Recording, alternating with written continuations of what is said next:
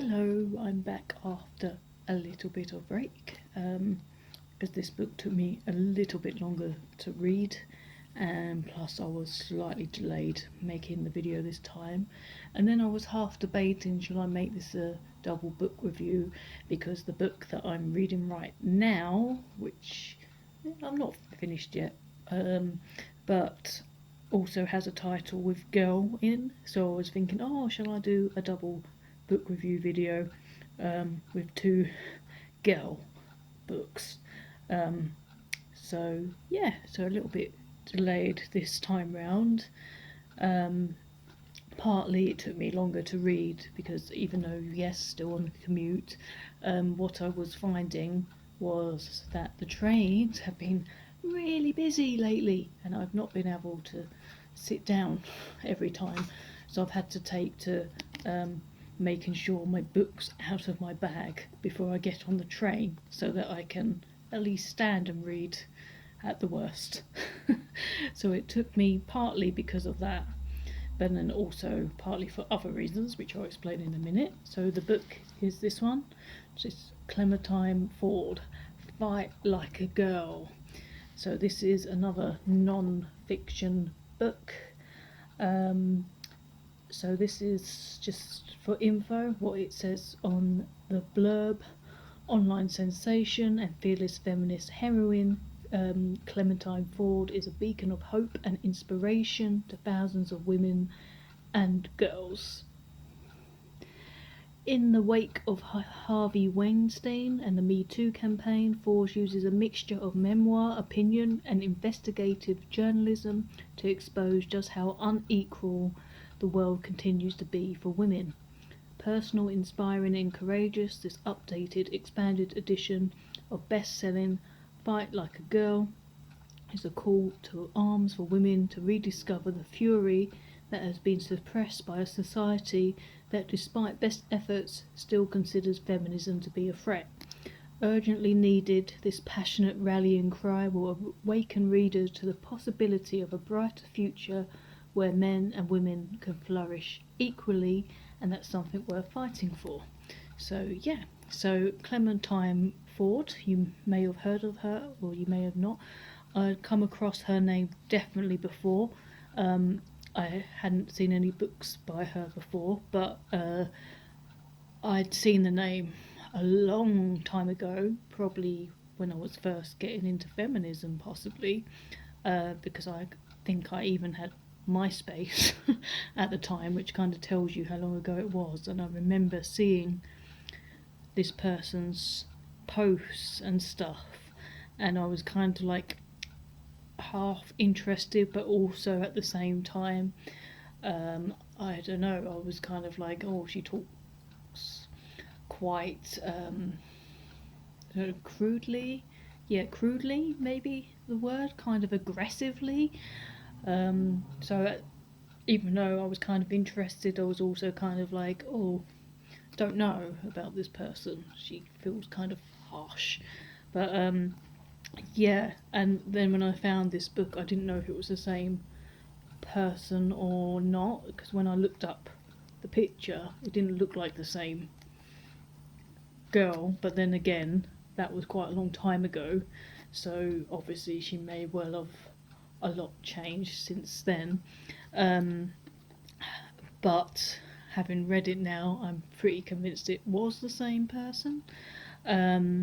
It took me longer to read, not only because of the reasons I said earlier about the train, but also because I found it quite hard going to begin with. I didn't even know definitely whether I was going to continue through it or not. It's quite a big book, as you can see, because I found at least the beginning, again, that kind of aggressiveness, that anger, which obviously is very justified considering the topics that she's talking about in this book about feminism, but it just felt a little bit too, it just felt too angry. And that's not to say that I don't think women should be angry or anything like that, quite the opposite, but it just felt, even as me, as a fellow feminist, it kind of just felt a little bit too much. It felt really bitter, but I continued, and as I read deeper into the book, I actually started softening a bit, as the writing itself seemed to soften a bit as it went on. Well, I say soften, but as I read further in, it kind of felt more like I could identify with Clementine, because we're of a kind of similar age, so grown up with a lot of the same things that she's talking about, and we are on the same page when it comes to the type of feminism that we both have.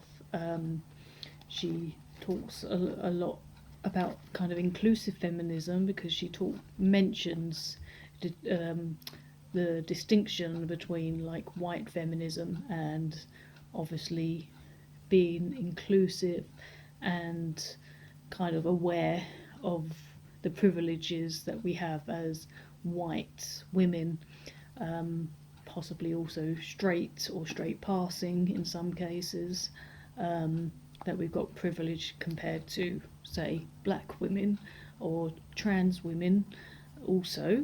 So she's also not against trans people, which I'm of the same opinion, and I can tell you now that's a very divisive issue between people into feminism. In the past, I've been to conferences where there was people that were kind of, there was people for and against that, and also things like sex work and stuff like that, also very divisive. But when it comes to Clementine Ford, we're definitely got the same opinions when it comes to those things. And so once I got past the first few chapters that felt too angry, even though it still carried on being angry, it kind of started getting more relatable, and she talks about many things, including like the Me Too movement, just all sorts of things, talking about how people talk about abortion and things like that, and how people are expecting women to feel bad for having abortions, and also abuse and online harassment and all those kind of things.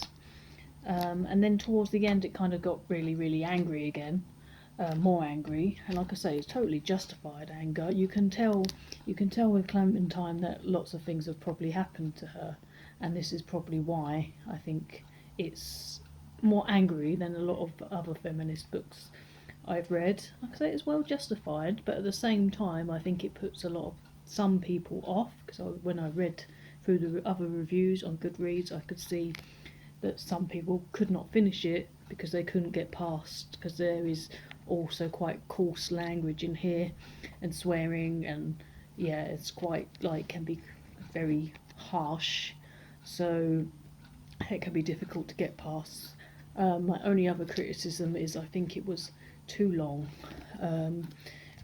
Once I got nearer to the end, I was kind of like, I kind of feel like this needs to be finished now.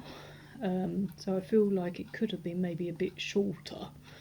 And I agree to a certain extent with the anger thing, that maybe could have reined in maybe just a tad, but at the same time I sort of understand why the anger, and then with a title like that, obviously, so it did talk about different things than some feminist books kind of speak about. I wouldn't necessarily say this was a book for someone just getting into feminism, not at all, because it doesn't really explain everything about feminism in a way that I think anyone could understand. I feel like it's more for someone a bit more further down the path. So that is my opinion of this one. So yeah, this is Fight Like a Girl by Clementine Ford. The next book I've got for you is a fiction book. Had a bit of trouble deciding what book to read next, because I was like, oh, got quite a few at the moment, so I was like, oh, shall I try and read a black writer, because that's something I want to read more of. Another multicultural writer. Clementine is Australian, by the way, and but also I've been reading lots of non-fiction recently, and a lot of heavy stuff more recently. So I decided to read, well, the only other fiction book that I've got right now, and also it's a much more light-hearted one. So yeah, that's for the next video, which shouldn't be too far away, hopefully. But yeah, so this was this one, Fight Like a Girl by Clementine Ford, for the more advanced feminist, and not for people who are uncomfortable with coarse language. So yeah, that's this one.